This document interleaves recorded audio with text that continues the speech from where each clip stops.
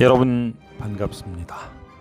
우리가 사는 공간 속에서 만날 수 있는 멋진 도서관에 가서 우리가 사는 시간 속에서 찾을 수 있는 좋은 책의 밑줄 쳐 중계하는 여러분의 중계 서원입니다. 구독과 좋아요는 사랑입니다. 오늘은 포항에 있는 포은 중앙도서관에 가서 판단력 비판을 중계해 드리겠습니다. 이마누엘 칸트가 짓고 김상현이 옮겼습니다. 어느 것이 아름다운지 혹은 아름답지 않은지를 구별하고자 할 때 우리는 그 표상을 인식하기 위해 표상을 지성을 통해 객관과 관련시키는 것이 아니라 상상력을 통해 주관과 주관의 쾌, 불쾌의 감정과 관련시킨다. 그러므로 취미 판단은 인식 판단이 아니며 따라서 논리적 판단이 아니라 감성적 판단이다. 여기에서 감성적이라는 것은 그 규정 근거가 주관적일 수밖에 없음을 의미한다. 표상들의 모든 관계, 심지어 감각들의 관계조차도 객관적일 수 있지만 오직 표상이 쾌, 불쾌의 감정과 맺는 관계만은 객관적일 수 없다. 표상이 쾌, 불쾌의 감정과 맺는 관계는 객관에 있는 어떠한 것에 대해서도 전혀 지시하는 바가 없으며 이 관계에 있어서 주관은 다만 표상에 의해 자극받는 그대로 자기 자신을 느낄 뿐이다. 규칙적이면서 한목적적인 어떤 건물을 인식 능력을 가지고 파악하는 것은 이 건물의 표상을 만족감을 가지고 의식하는 것과 전혀 다르다. 후자의 경우 표상은 전적으로 주관에만, 더 정확히 말하면 쾌, 불쾌의 감정이라는 이름으로 불리는 주관의 생명 감정만 연관된다. 이와 같이 주관의 생명 감정에만 연관되는 표상은 인식을 위해서는 어떠한 기여도 하지 않으며 다만 주관에 주어진 표상을 전체 표상 능력과 비교할 뿐인 특수한 구별 능력과 판정 능력에 근거할 뿐이다. 그리고 마음은 이 능력을 자기 상태에 관한 감정을 가지고 의식하게 된다. 판단에 있어서 주어진 표상들은 경험적일 수 있다. 그런데 표상이 판단에 있어서 단지 객관과 관계한다면 그 표상을 통해 내려진 판단은 논리적이다. 그러나 그와 반대로 주어진 표상들이 설사 합리적인 것이라 할지라도 판단에 있어서 오직 주관에만 관계한다면 그러한에서 그 표상은 언제나 감성적이다. 관심이란 어떤 대상의 현존의 표상과 결합되어 있는 만족을 말한다.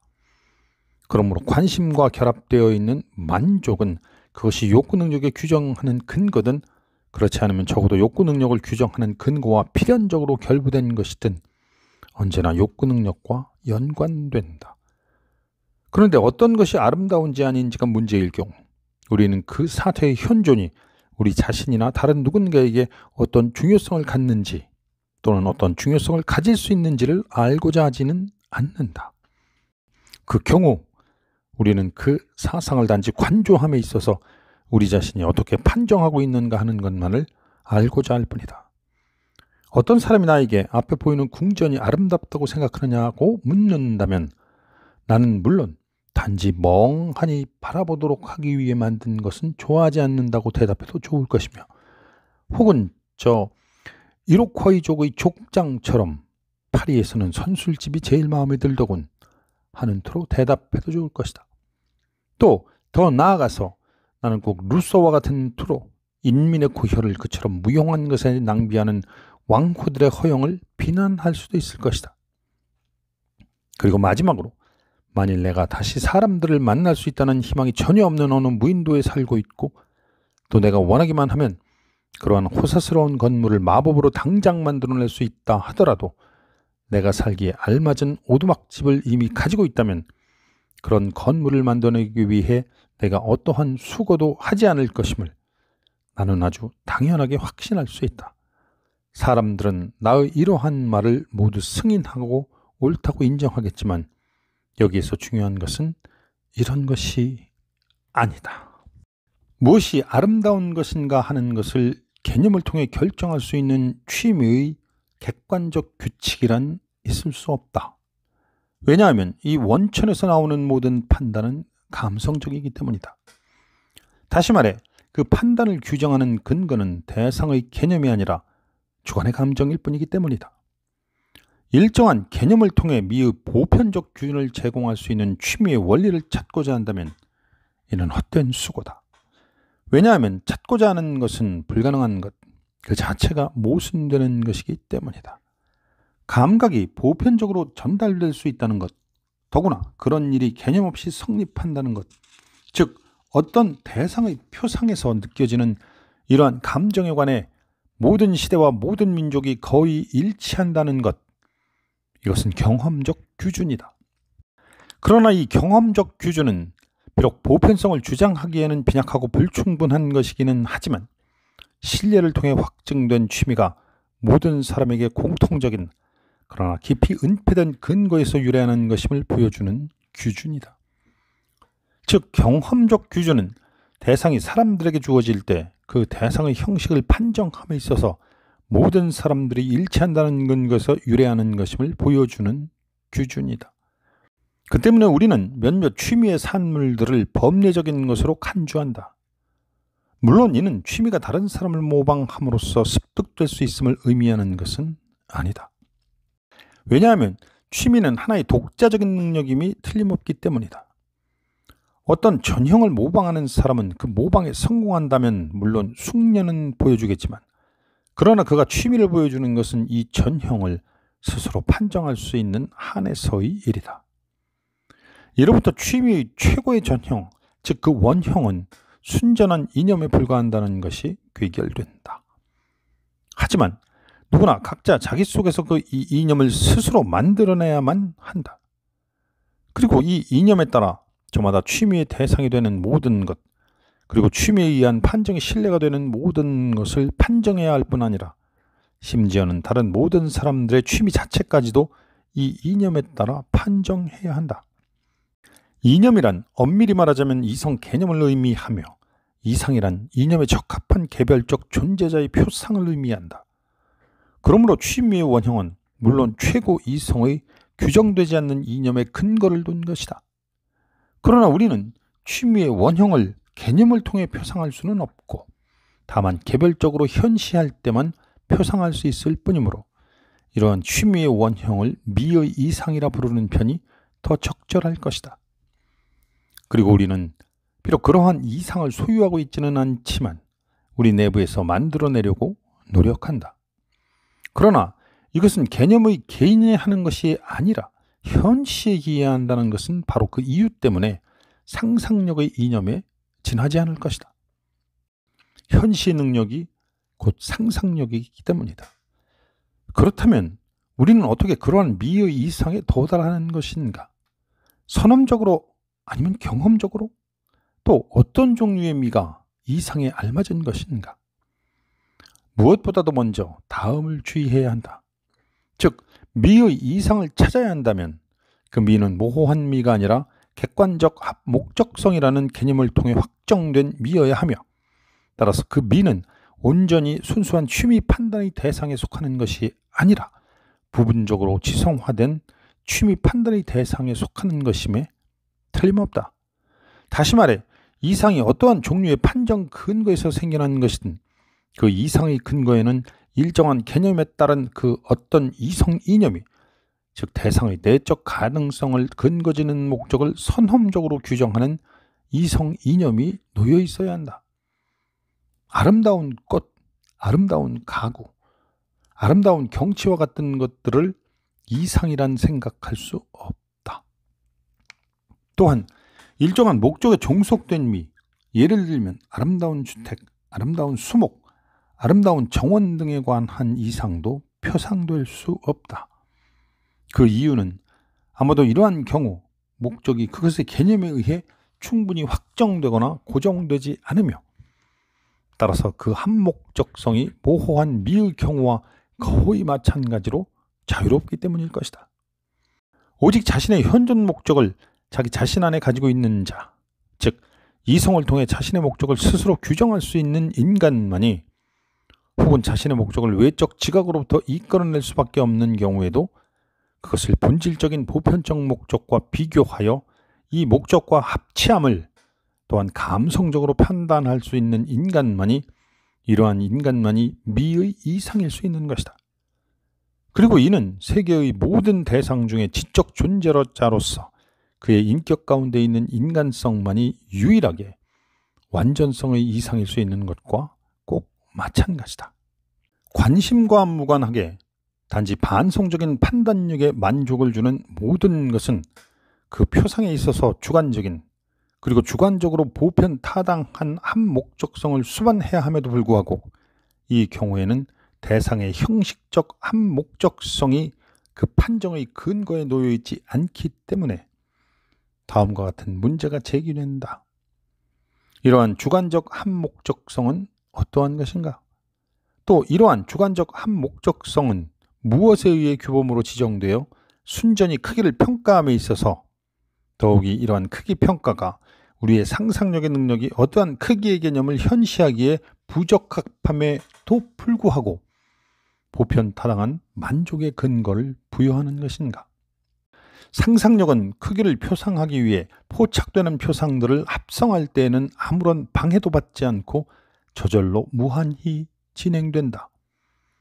그러나 지성은 상상력을 수 개념을 통해 지도하고 상상력은 이 수 개념에 도식을 제공해야 한다. 그리고 크기의 논리적 평가가 필요한 이러한 활동에는 물론 목적, 측정은 모두 일정한 목적을 가진 활동이므로 이 개념에 따르는 객관적 한 목적성이 있지만 감각적 판단력에 대해서는 어떠한 한 목적성이나 만족도 주지 못한다. 또한 이러한 의도적 한 목적성에는 척도의 크기에 따라서 다수를 하나의 직관 속에 포괄하는 작용의 크기를 상상력의 한계까지, 그리고 이 상상력이 그 현시에 있어서 도달할 수 있는 데까지 갈 수 없도록 하는 것은 아무것도 없다. 왜냐하면 크기에 대한 지성적 평가에서는 그 단위의 포괄을 10의 수까지 하든 또는 4까지만 하고 그보다 더 큰 크기의 산출은 합산을 하거나 그 양이 직관에 주어진 경우에는 포착함으로써 어떤 하나의 채택된 진행 원리에 따라 단지 점진적으로 이를 수행해가든 도달하는 결과는 똑같기 때문이다. 이러한 수학적 크기 평가에 있어서는 상상력이 한눈에 파악할 수 있는 크기, 예를 들어 1피트나 1루테를 그 단위로 선택하든 또는 비록 포착은 가능하겠지만 상상력의 한 직관 속에 포괄하는 것은 불가능한 수 개념으로 파악하는 것은 충분히 가능하지만 감성적 포괄에 의해서는 가능하지 않은 독일식 1마일이나 지구의 직경을 선택하든 지성은 어느 경우에나 똑같이 사용되고 만족을 얻는다. 이 양자 어느 경우이든 크기에 관한 논리적 평가는 방해받지 않고 무한히 진행된다. 그러나 이제 마음은 자기 내부에서 일어나는 이성의 소리에 귀를 기울인다. 이 이성의 소리는 모든 주어진 크기에 대해서 그뿐만이 아니라 비록 전체가 포괄될 수는 없지만 전체가 주어진 것으로 판정되는 크기에 대해서도 총체성을 요구한다.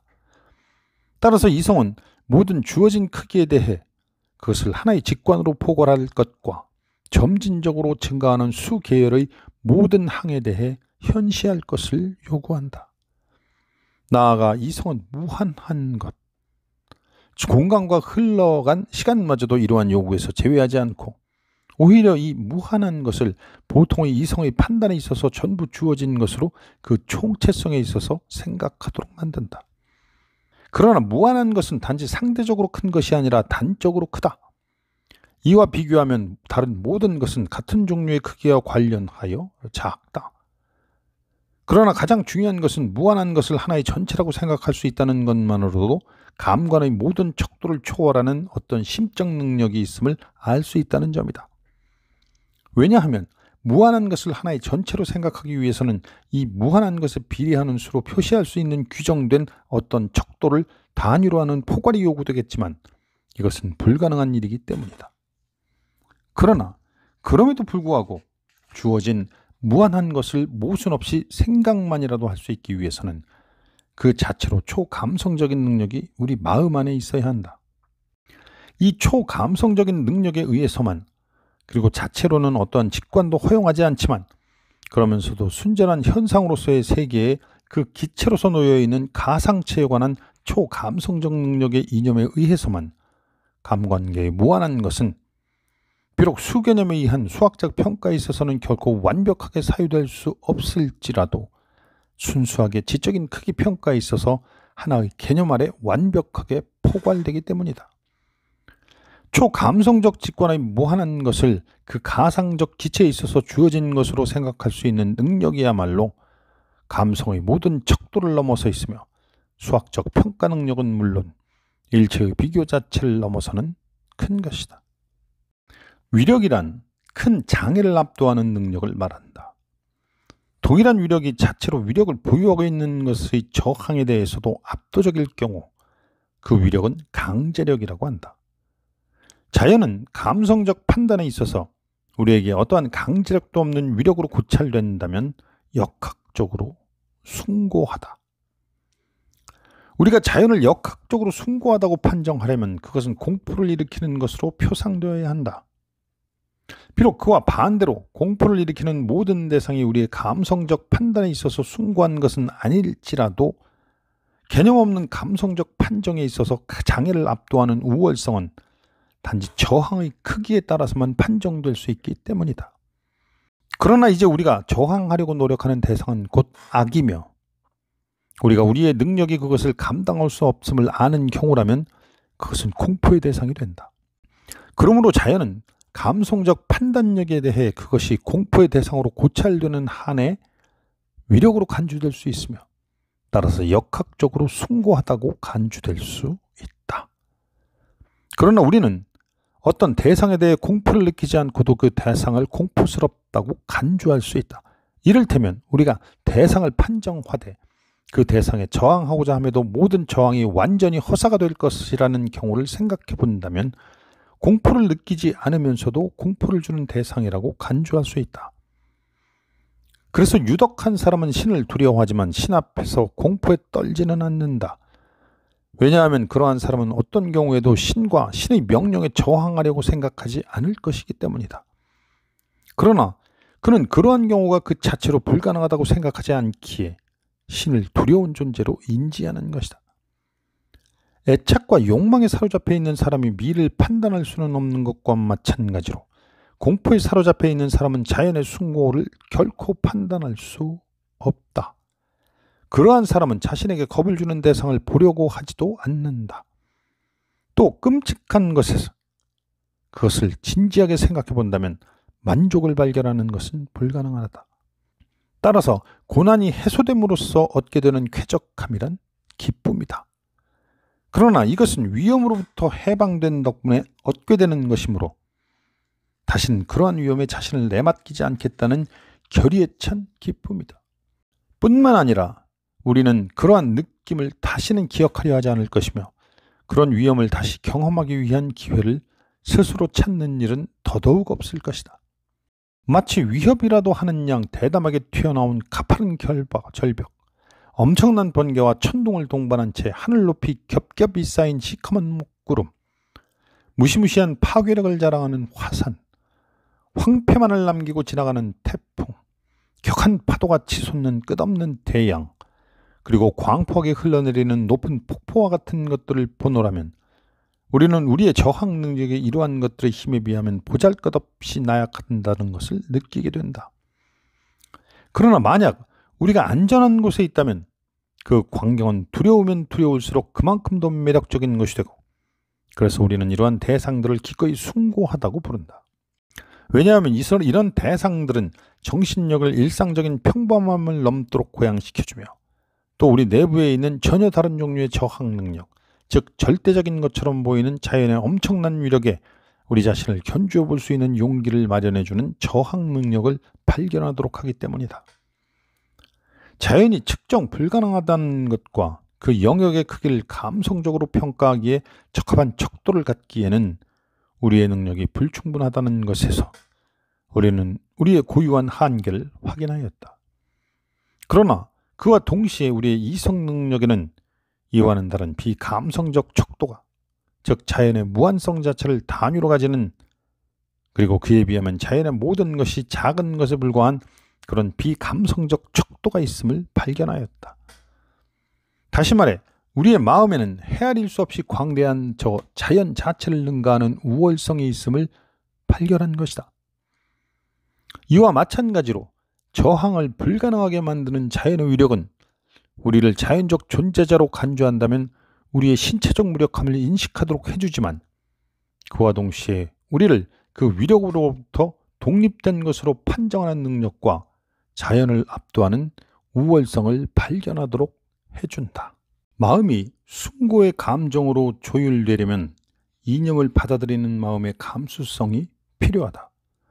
왜냐하면 자연이 이념에 대해서는 부적합하다는 바로 그것에서만, 따라서 이념이 전제되고 또 자연을 이념에 대한 도식으로 다루려고 상상력이 긴장하는 데에서만 감정에 대해 위협적인 것은 또한 동시에 매력적인 것이 되기 때문이다.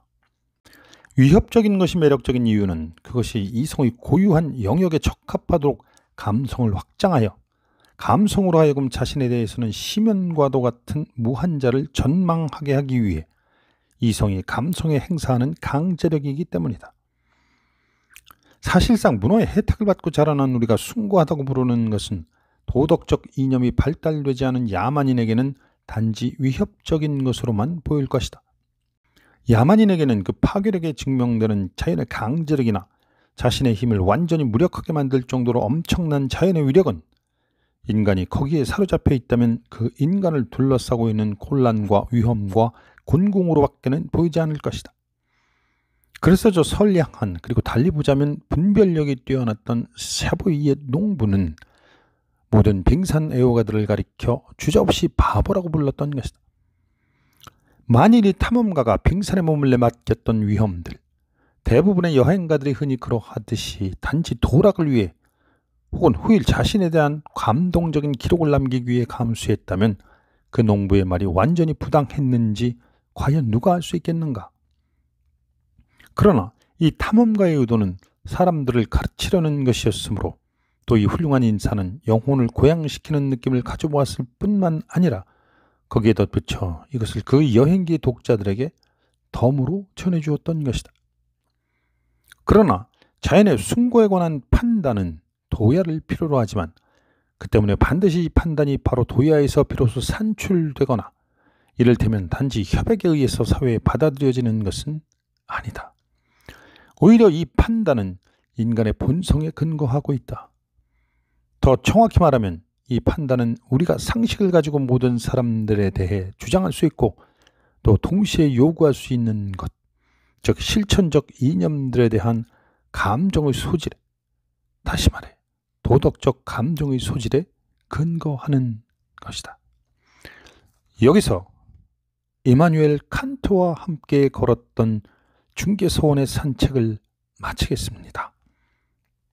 사랑하는 중개서원 구독자 여러분, 여기까지 함께 하시느라 애쓰셨습니다. 여러분 감사합니다.